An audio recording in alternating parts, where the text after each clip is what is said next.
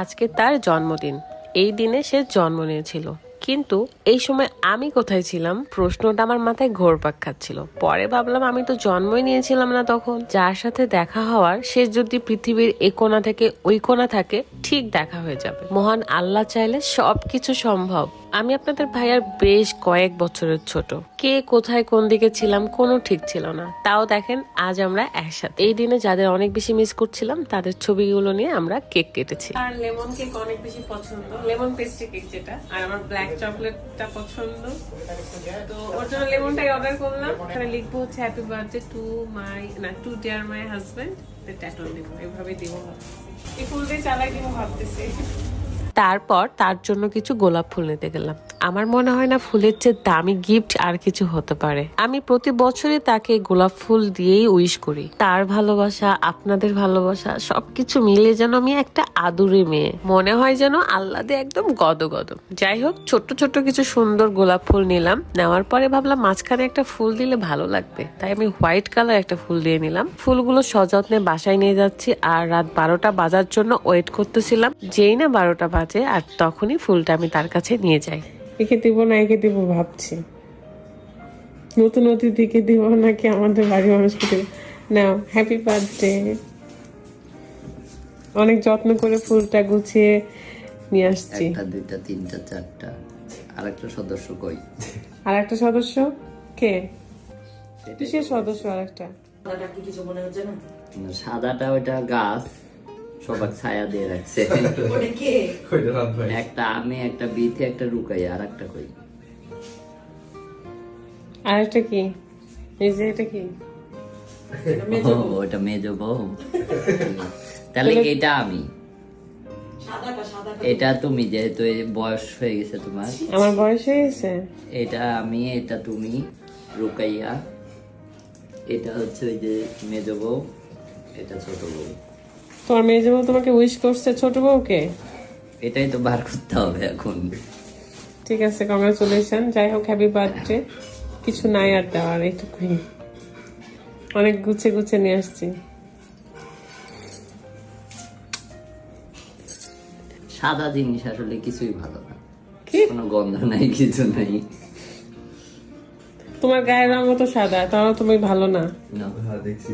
আমি কি নিবো, তোমার কাছে রেখে দাও।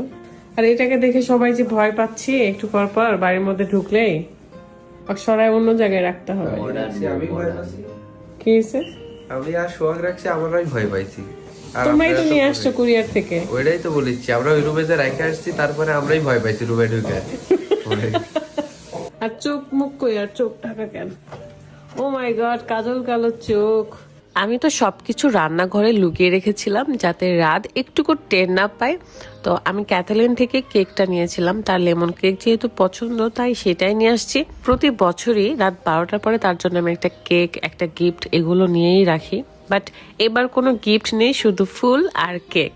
গিফটটা তার জন্য পাওনাই থাক। এবছরে তার জন্মদিনটা রমজানেই পড়লো, আলহামদুলিল্লাহ। রমজানে আমার কিছু করার ইচ্ছা আছে। আপনারা সবাই অনেক বেশি দোয়া করবেন রাদের জন্য। আমরা এখন কেক কাটবো। Happy birthday to you.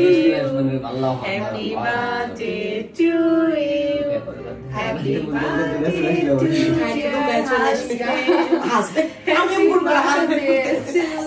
birthday to you. কি খাইয়েছে না খাইয়েছে খাও। তুই তো খাইছিস? আমার বাপ আজকে খাওয়ালো। তুই তো খাইছিস? তুমি ওখানে যাও, শাওন আসো। এত সুন্দর করে আমার মুখে ভরিয়ে দিলাম ওটা।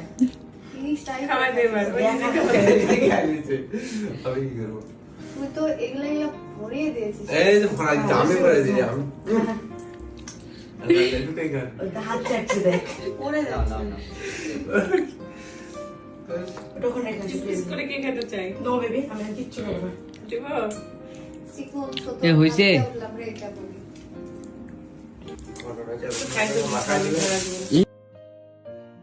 তোমার কি গিফট লাগবে? গিফটটা পাওনা থাকলো, কারণ আমি কিছুই নেই নাই। আমি কোনো কিছু বাকিতে কালকে আমরা ইনশাআল্লাহ ভালো কিছু করার আশায় আছি। আর এটা যেন 1000 বছর বাঁচায় রাখে। আমার কিছু লাগবে না, তুমি পাশে থাকলেই হবে। আর কিছু লাগবে না, তুমি নিজে নিজে রান্না করে খেও, হ্যাঁ। নিজে নিজে রান্না করে বানিয়ে খাবা। আর প্রতিদিন ঘুমানোর আগে নখ গোলাপ চাই। ঠিক আছে, গিফট পাওনা থাকলো তার জন্য।